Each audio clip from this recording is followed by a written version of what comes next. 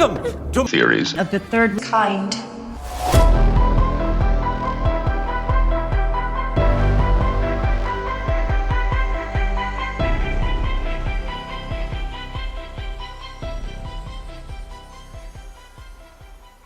Welcome to Theories of the Third Kind. My name is Aaron. The other host that is joining me is Daniel Sun. Hello. Now, before we start today's episode, we do have a couple of announcements to make. If you would like to support the show, you can do so by joining our premium subscription service, Supercast. For just $6.66 a month, you enjoy weekly premium audio episodes and access our extensive back catalog of over 240 plus premium audio episodes that are all ad-free. And exclusive to Supercast.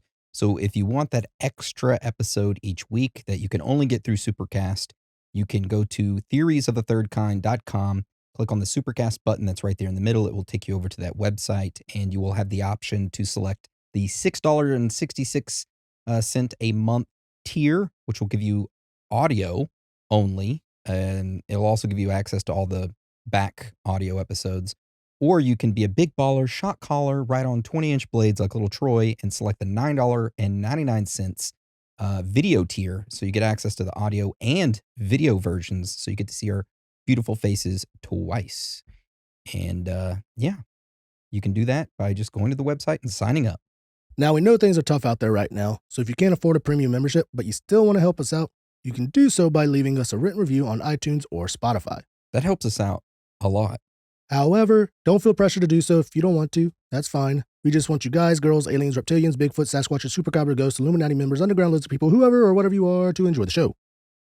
Also, remember, this episode is entirely human-made. No AI were harmed in the process other than with the graphics. We took that AI and we're just like, you make this graphic. We spanked its ass. That's right. We spanked its little CPU. Yeah. All right. So that is the end of the announcements. And today's episode is a Theories Thursday. And if for some odd reason this is your first time listening to a Theories Thursday, it's where Daniel and I have each selected our own individual topic. We have not told each other about the topic. We have individually researched the topic, and now we are going to present it to one another. And that is what a Theories Thursday is. That's right. Now, the most difficult part of a Theories Thursday is determining who goes first. And for that, we do random. Daniel has a program that he specifically made for this, where he inserts our names and it goes through this calculated algorithm that is super scientific and super secretive, which he's going to do right now. Names are entered. Randomize. 3 times? 3 times. Randomize it 3 times. 1, 2, 3. Who is at the top of the list? Me? All right. Well, I go first this round, and Daniel will bring up the rear.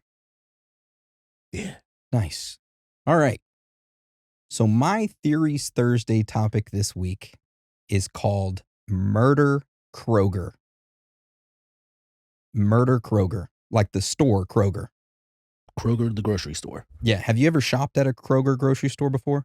Many times. In Virginia, that's one of the stores that we have. Yeah. I've never shopped at one before.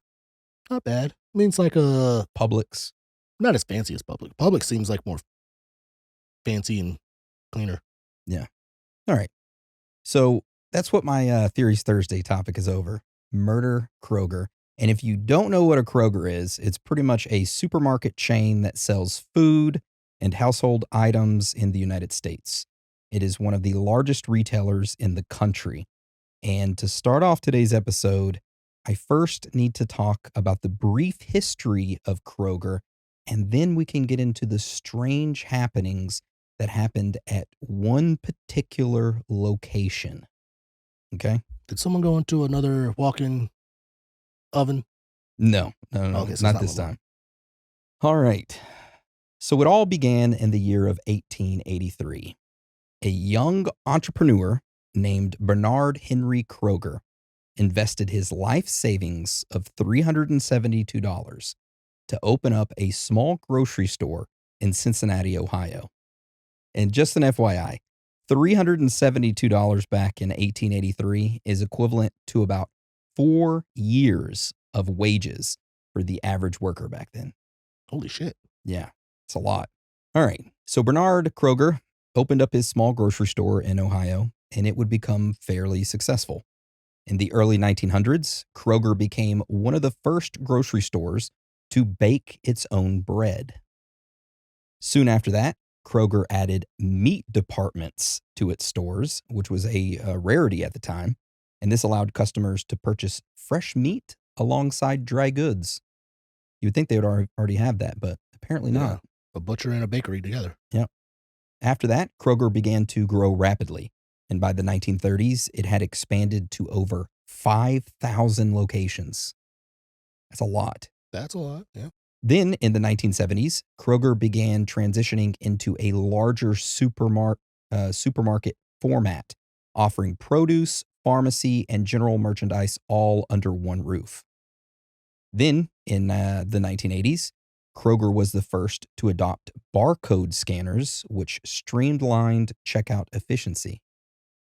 Over the following years, Kroger absorbed regional chains like Fred Meyer's and many others, as well as expanding and opening up new locations across the United States. Now, as of today, Kroger operates over 2,700 stores under various banners. It employs 500,000 people and is one of the largest American-owned private employers in the United States. It is ranked number 25 on the Fortune 500 rankings of the largest United States corporation by total revenue and is the largest supermarket operator in the United States by revenue. You want to take a guess at how much money they earned in 2023? Just in 2023. Take a guess. 1.4 billion. No. Less? 150 billion. Yeah, over 150 billion. I didn't know Kroger was that big of a chain Yeah. and made that much money. So needless to say, people in the United States are familiar with Kroger. They look at the store and they see it as a normal grocery store where they can get anything they need. However, for individuals living in Atlanta, Georgia, this innocent-looking supermarket located there earned the nickname of Murder Kroger. Oh. And that is what my topic is over today. A specific Kroger store location in Atlanta and what events happened at this location since it had opened. So it all began in the 1980s. Kroger was looking to expand and build new stores. And as they were looking around at potential options, they found an open area of land in Atlanta. And this open area of land was operated by the Ford Motor Company. And there was some apartments next to it. Kroger purchased the land for $900,000 and they began construction. On July 2nd, 1986, the Kroger grocery store located on 725 Ponce de Leon Avenue officially opened up. Now, for the first 4 years of operation, everything was normal. It's a normal grocery store, no drama. You know, mom and pops would go inside there, wouldn't have an issue getting groceries. However, in January of 1990, a bomb-like device was found inside of the store. Authorities were alerted. EOD experts came out. They got the bomb-like device and retrieved it, and it did not go off. That's good. Shortly after that is when things went downhill. 1 year later, in 1991, Cynthia Perella and her two friends, Damon Parker and Stephanie Buffington, they drove to this specific Kroger store to purchase a few things. They parked their vehicle in the parking lot, and all three of them got out of the vehicle and began walking towards the entrance of the store. Now, as they were walking, an unknown car came up from behind them and began following them. The car got closer and closer to the three individuals. And according to witnesses, the car had enough room to pass by the three individuals, but it did not. The car kept following behind the three of them. It kept just going a little bit closer, a little bit closer, a little bit closer. And then finally, it hit the back of Cynthia, ran into her. The car did. Now, Cynthia was walking, so it ran into her. She got pissed off. She turned around and confronted the individual, who was a man. The man had his window rolled down. She walked up to him and maced him. The man pulled out his revolver and shot her 3 times. It hit her leg, stomach, and mouth. And then, of course, Cynthia fell to the ground. And as everyone, tried to help Cynthia, the driver slowly and calmly drove away as if he had done it 1,000 times before. Yeah. Cynthia ended up passing away. And to this day, the individual who shot her has never been identified. Never been identified. No one's been arrested. Nothing. Still, it is unsolved to this day. So following that, nothing much would happen for the next few years. And then in October of 1999, a man would walk into the bank that was inside that Kroger and he would rob it. 3 years later, in 2002, is when the next odd thing would happen. During the end of a work shift, one of the employees went around to the back entrance of the store.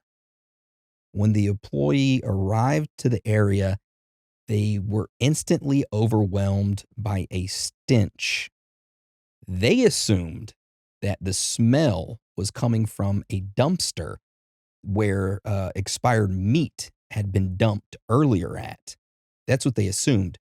But the longer they stayed back there, they're like, fuck, man, this smells so bad. It's overwhelming. It's not just expired meat. They start like following their nose and it takes them to this vehicle in the parking lot. And that's where they discovered, hey, this smell is coming from this vehicle. I need to call the police. The police were called. They show up.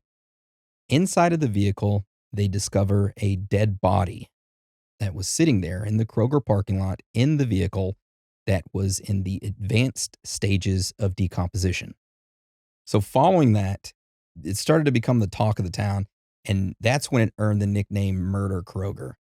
And in 2007, the Atlanta-based band Attractive 80s Women recorded a song titled Murder Kroger. Its lyrics include, "It's a grocery store with a deadly twist. You'll get shot in the head for your shopping list. Murder Kroger. It's the worst place to shop in all of Atlanta. You could lose your life over a 12-pack of Fanta." That kind of just catapulted it more into the mainstream of like an urban legend type thing, And for the next few years, not much would happen, but then it would all change in 2012. A 20-year-old male named Lee Lowry was walking across the Kroger parking lot towards the nearby apartment complex, which shared the same parking lot as Kroger, when all of a sudden he was robbed at gunpoint and then shot and killed. And he passed away laying there on the Kroger parking lot. 3 years later, in 2015, a 38-year-old construction worker, Joshua Ritchie, was walking to his vehicle that was parked in the Kroger parking lot. And that's when he noticed someone was breaking into his vehicle. He confronted the robber. The robber turned around and shot and killed him. He fell to the ground and died. 1 year later, in 2016, the original Kroger that was there, that building was demolished. And in its place, they built an office and an apartment complex, and it was multiple stories. And you think that would be it, but they decided to turn the first story into a full-size Kroger. So technically, the Kroger's still there, but it's not the original building.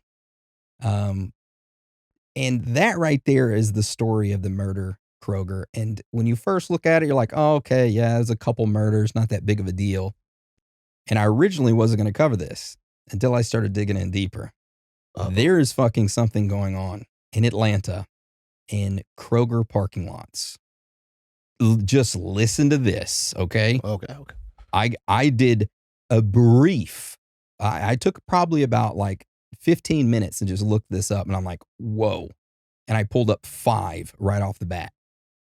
August 4th of 2024, The body of Shamika Torin, 36 years old, was found in a vehicle in the parking lot of Kroger, 140 miles from where she vanished.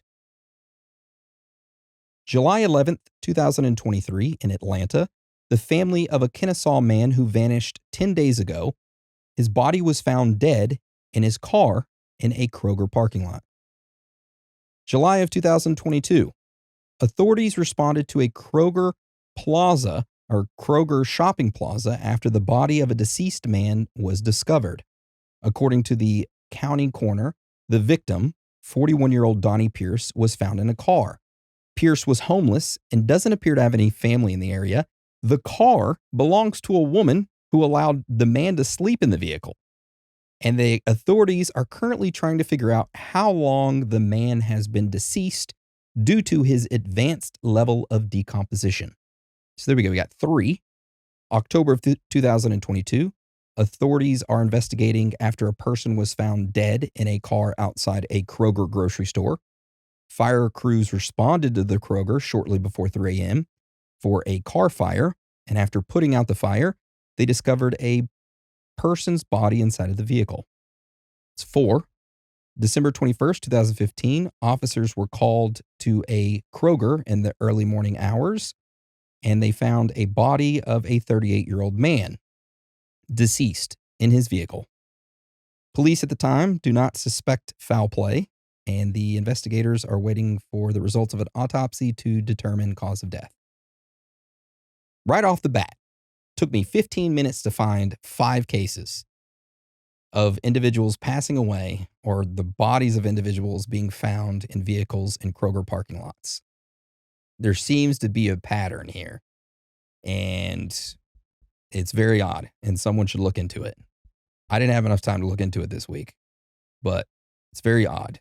You just put Kroger deaths and just so many links for people like that got murdered and all that in near a Kroger. Yeah. Majority of the Kroger parking lots or like any business parking lot, it's up to the business whether or not, or the specific location, if they're going to allow someone to be able to sleep in their vehicle overnight. I used to work as security for Walmart in Waco, and what a fucking nightmare that place was to work at. I worked from 6 p.m. to 6 a.m. And that's where I learned about Art to Art or Coast to Coast AM with Art Bell. And I listened to that all night long. But man, I would see pimps fighting each other, pulling out guns on each other, fist fights after the clubs came out.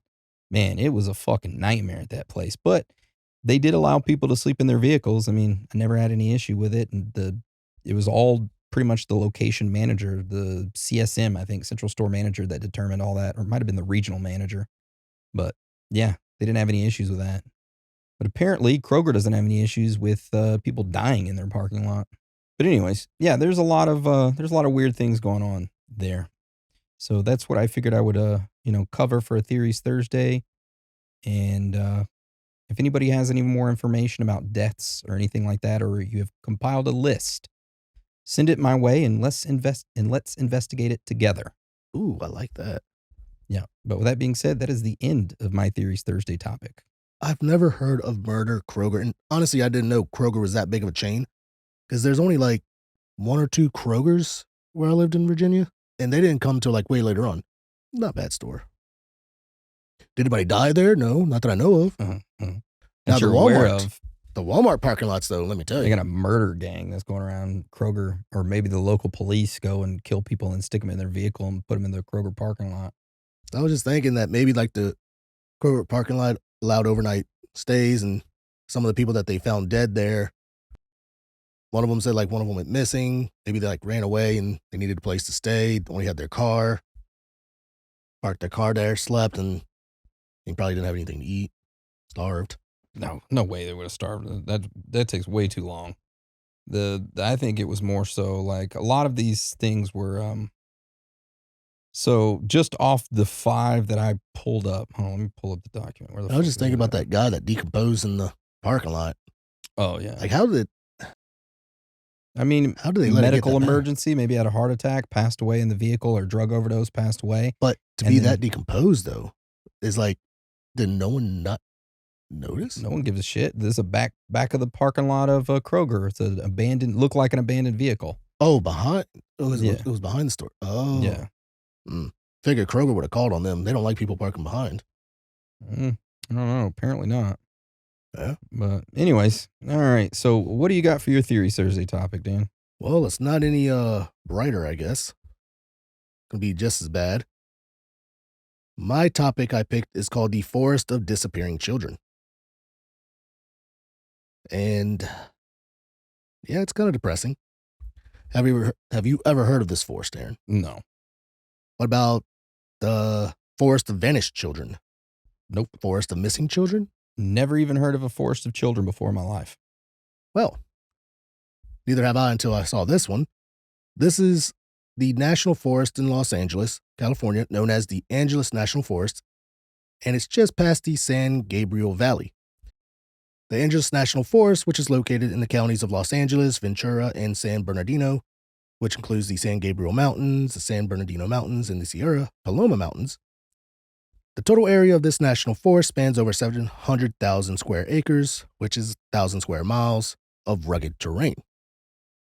And I have a map that kind of outlines the area right here. It's pretty much this whole green area here. Mm-hmm. Pretty much just north of Los Angeles.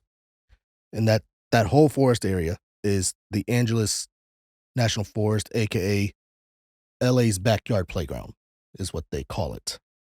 And that's where all the children go missing? You think they would want to call it something else? You figure they'd call it something else. But like I said, with all that's happened there, it's not much of a playground, more of a graveyard. Jesus. It's sad to say, but and if it's not obvious why it has such a depressing name, it's because of all the missing children cases that are reported from there. The first report of a missing children happened back in August of 1956. It was two friends, Brenda Howell and Donald Baker, who were both 12 years old. Brenda Howell was originally from North Carolina, but her family had moved to Fort Bragg, California sometime later, and her family decided to go and visit her sister during the summer in Azusa, California, 9 hours south of Fort Bragg, pretty much in the Los Angeles area. While visiting there, Brenda would befriend Donald Baker, who was pretty much the neighbor of her sisters. Not Donnie Baker? No, Donald. Donnie is Donnie Baker. It's Donnie Baker.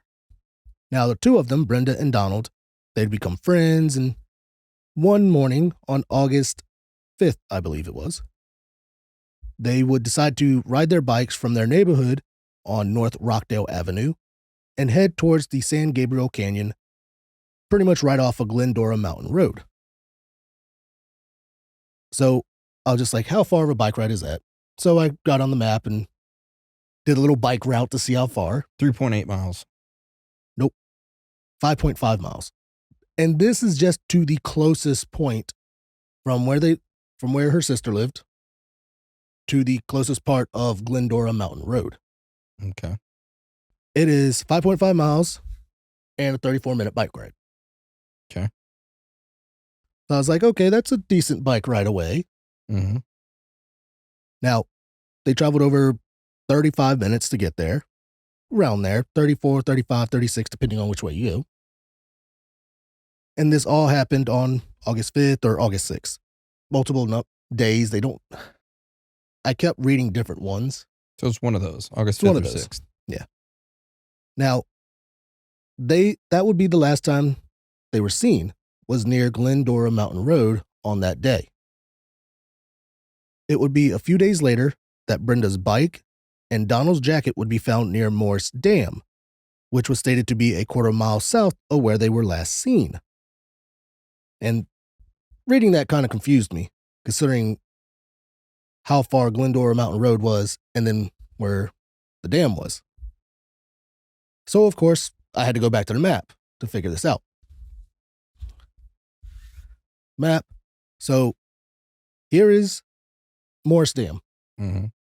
Where I had them go for Glendora Mountain Road is right here. which obviously is not south to where they were last seen. Would be northwest. So obviously, this whole road right here is Glendora Mountain Road. Okay. So it took them 35 minutes to get to the closest part. I don't know how long it would take them to get up here to where then Morris Dam would be south.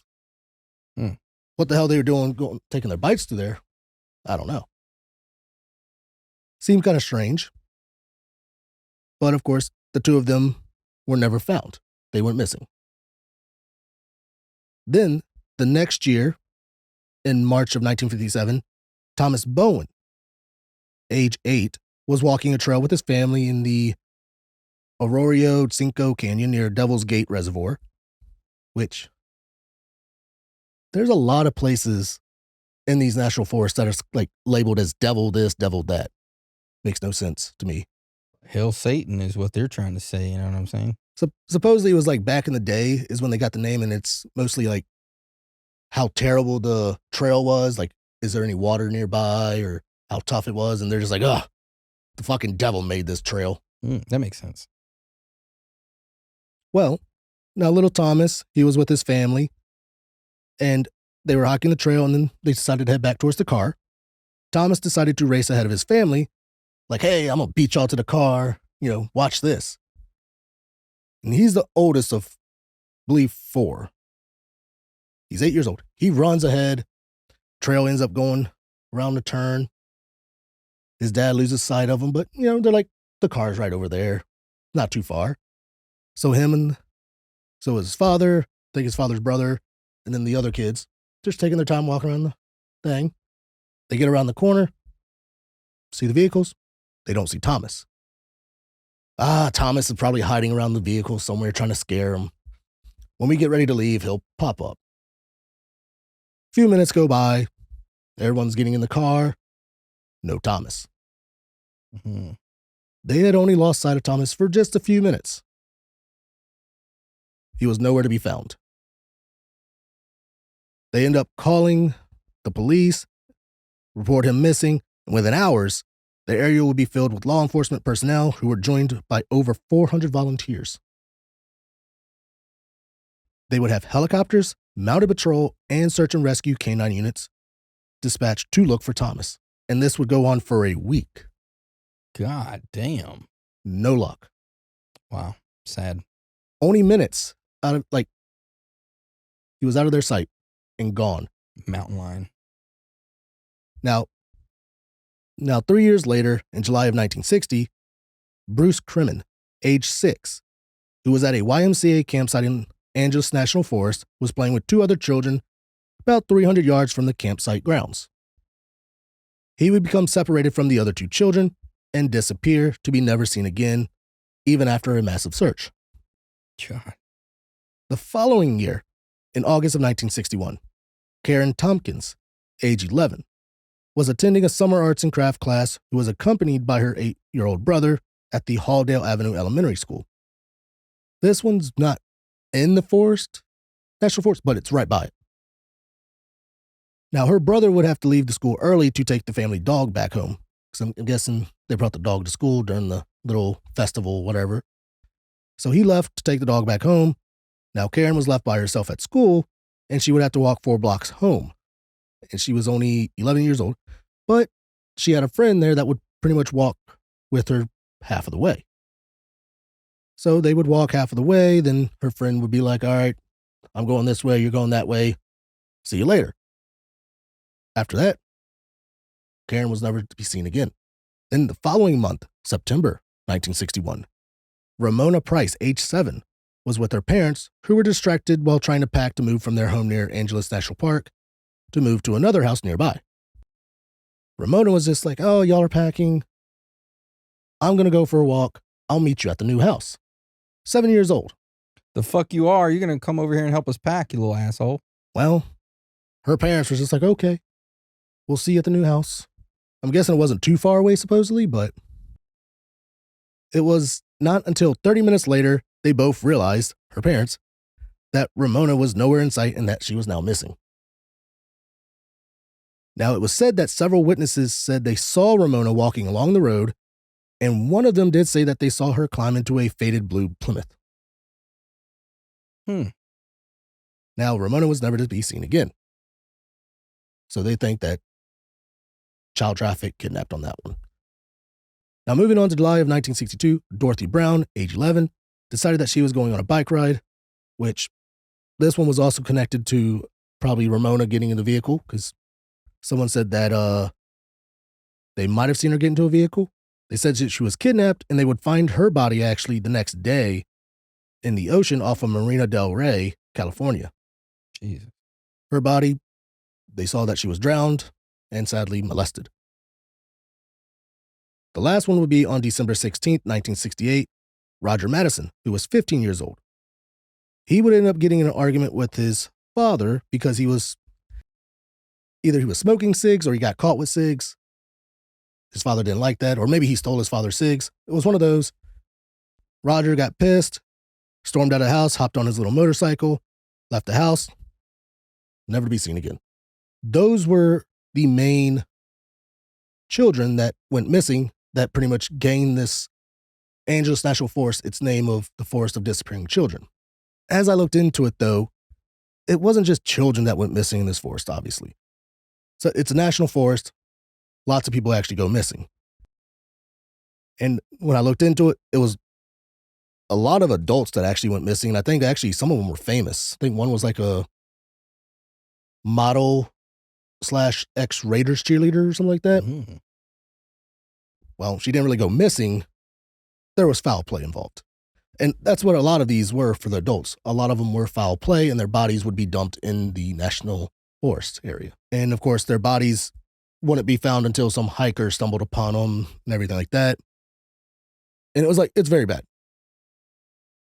A lot of the bodies were found by hikers. Some of them found them like in a half-dug grave and all that. But the main one is that the bodies that the police recovered, they were actually led by a madman, Mack Edwards. He actually ended up turning himself in when he kidnapped 3 sisters, and he had an accomplice of an unnamed 15 or 16-year-old male. What year was this? This was in 1970, I believe. Okay. He ended up turning himself in since one of them escaped, and he's just like, shit, she can identify me. And he's just like, all right, I'm letting the other 2 sisters go. And he went straight to the police station and turned himself in. And when he turned himself in, he pretty much just confessed, saying like, this is all on my conscience. I did terrible things. I need to be put away. I need the death penalty. Just pretty much kill me. Wow. Okay, Ed Kempner. Mack would actually confess to killing and sexually assaulting 6 kids. But he would only be charged for 3 of them, since he was only able to show the police or take the police to 3 of the bodies.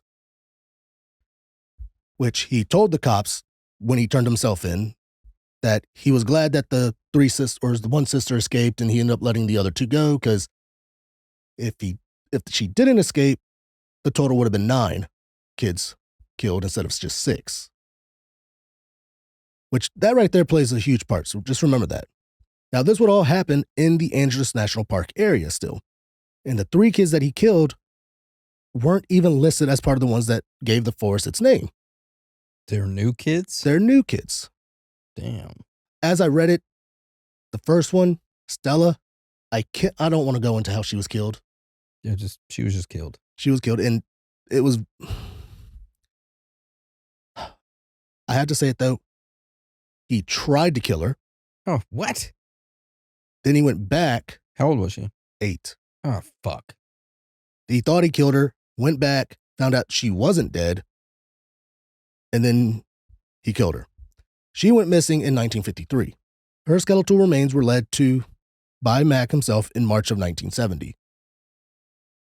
Then there was Gary Roche, age 16, who went missing in 1968, where Mack said he tried to kidnap his sister, but she wasn't there, so he kidnapped him instead.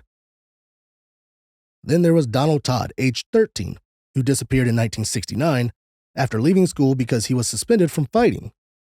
As he was pretty much walking home. Hey, you want to ride home? You want some candy? Yeah. They were all found in 1970. Mack was like, I murdered these kids, sexually assaulted them. These are where the bodies are. But he claimed he killed 3 more. Those 3 were 3 that were listed earlier. Mm-hmm. Donald Baker and Brenda Howell, the first ones. And then Roger Madison, the one that took off on a motorcycle. Now, their bodies, though, were never recovered. So even though he confessed to killing them, they couldn't charge him for it because there was really no proof of it. So he would be charged for the first 3 with kidnapping and murder. So 3 charges of kidnapping, 3 charges of murder. And he would be sentenced to death, which his hearing was very weird. During his preliminary hearing, Mack Edwards would go in there and he would plead guilty, saying, I murdered these kids. I did these things to them. I'm fucked up. I need the death penalty. I'm guilty. Hell yeah. Let him ride the lightning. The judge was like, no, I'm not going to accept this plea guilty or this guilty plea. We're going to trial. That doesn't make sense. It doesn't make sense, but the judge scheduled the trial 2 months later, in which it kept being delayed because Mack kept trying to take his own life. He wanted the death penalty. Judge wouldn't give it to him right then, so he tried to take it himself.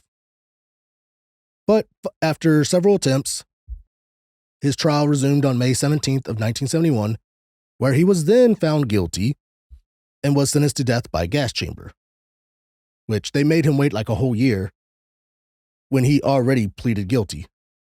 Should have given him the chair. I don't know. Did they still do the chair in the 70s? I don't know. Probably not in California. But yeah, Mack wanted the death penalty, obviously. But they waited too long. So Mack decided to off himself by using a cable from a TV and decided to hang himself in the San Quentin State Prison. Epstein himself. Which I did find out a neat little knowledge nugget. I thought you were going to say technique. Oh, no. Neat little technique. So he wasn't right beside Charles Manson. He was like one cell away. So he was like neighbor of the neighbor of Charles Manson in the San Quentin prison. So I guess that's kind of cool. Not really sure why it was listed as it, but hey, they put it in there. Now, with that said, though, many of those earlier cases of all those missing children, most of those cases were reopened back in 2007. Since Mack got charged with 3 of them and he confessed to 3 of them, so that's 6, they're like, well, these kids went missing in the same area, kind of in the same time. It had to be him. So the other 5 missing kids, they tried to pin on Mack, which not really sure if he did kill him, but that's what they started to do. And like I said, when he turned himself in, he confessed. He confessed to only 6. Are they trying to pin the rest of them on him? They're trying to pin the rest of them on. Seems like a way that the cops could use like a cop out, you know? Scapegoat. He's the one who did all of them. Yeah, that's what I'm starting to think on that one. Not saying that he's an innocent person, but the man went in there saying that he deserves a death penalty. He's guilty. I killed 6. If he was going there for death penalty, why wouldn't he just go ahead and claim the rest? Yeah. But, I mean, he was only able to locate 3 of the bodies. 3 of them, he didn't know where they were anymore. Now, we did cover the missing 411. And obviously, these kids are on the site of the Charlie Project. Which we covered that. We covered that. And there's many theories, if I remember correctly, on that episode of how those like kids went missing, like Bigfoot, what is it? Cave dwelling cannibals, fairies, like they, if I remember correctly from the episode, they supposedly like play tricks on kids. Like they'd be like, no, like, oh, come over this way. And it's like, they would lead them into like a different dimension from what I read. Or like they're friends with trees that devour the kids. Yeah. And the fairies make an agreement. We'll bring you kids to eat as long as we get to dwell inside of you. I don't know about that trade. But yeah, that right there is my Theories Thursday topic for this week's regular episode. But, like I said, there's some things that kind of confuse me about this. And it's mostly about Mack Edwards. The guy who confessed. Yeah.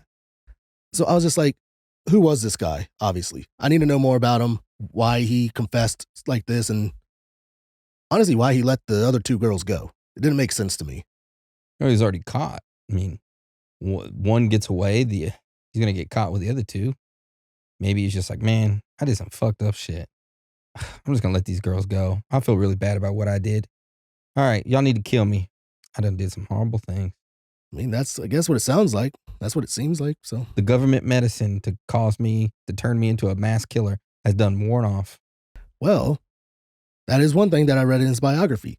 He did serve in the U.S. Army in 1941 and was trained in heavy equipment and served as a combat engineer.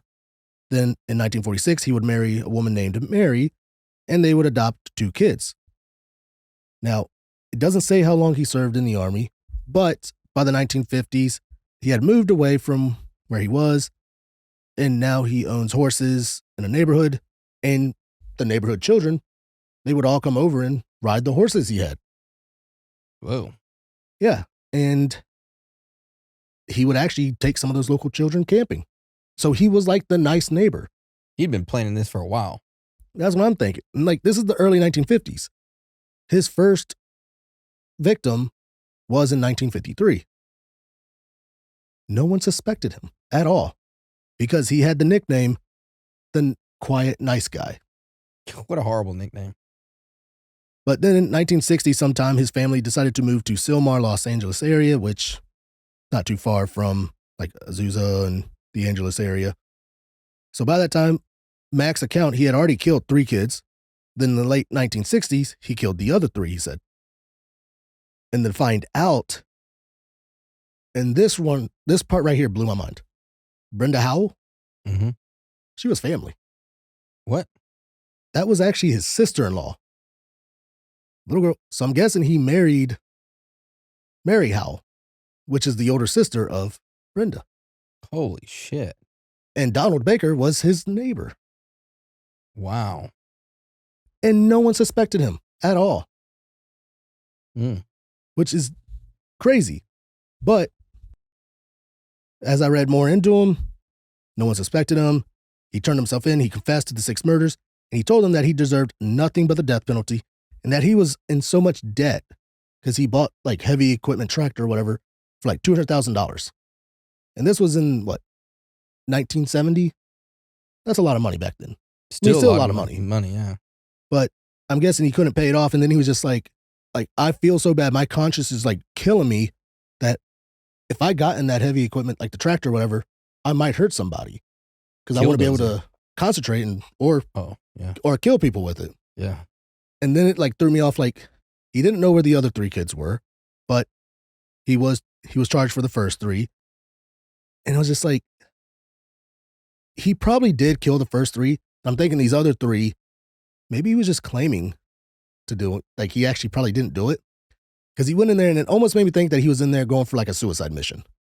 He was in debt. He still had a wife and 2 kids.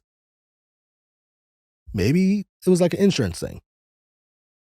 Or maybe he didn't even kill him at all. I don't know. He did locate the bodies, which is weird. It's just, I don't know. It's just, there's a lot of weirdness with this case. And it bothers me knowing that they're trying to, whether he did or not, pin the other missing kids on him. It's easy way for the cops to get the heat, the cops and the investigators to get the heat off of them. It's an easy target to pin it on. Yeah, and then, I mean, then again, like, there's so many adults murdered there too. It's like, you just look up the deaths there and you'll just find a list of adults. So I don't know why it really got the name, the Forest of Disappearing Children. It's the Forest of Disappearing People. Yeah. Maybe there's a giant cult or group of murderers around that area. And that guy just decided, hey, I'm going to take the fall for this group. I don't know. Maybe he stumbled upon the bodies. I mean, I don't know what he would do out in the National Forest, but I think he did murder the ones he brought the people to. And I think he did murder the ones that he confessed to but couldn't find their bodies. It had been so long. He was like, yeah, I killed them here, but I don't know where the bodies went. Dang, somebody must have found them. Some animal must have dragged the body off. I mean, that could have been it, but he went into detail how he killed them all. Well, then, yeah, I think he killed all 6, but I think the other ones were killed by other people, and the police just wanted to pin it on him. It's the simplest solution. Yeah, it's simple. Is usually the right one. Yeah, because he died. He pretty much committed suicide in 1971. Then it wasn't until 2007 they reopened the case. It's like, it could have been him. The main question is going to be who killed the rest of them and who are killing these adults as well. Well, some of those adult ones, they did find the killers and stuff and whatnot, but it led me, of course, the missing 411. People argue about the whole missing persons map with the cave system. They're just like, the missing person map is not correct because it only shows the locations that he wants to show. They're just like, you're not showing how many people go missing in the cities and all that such. But like, it got into like a big argument about that from what I read.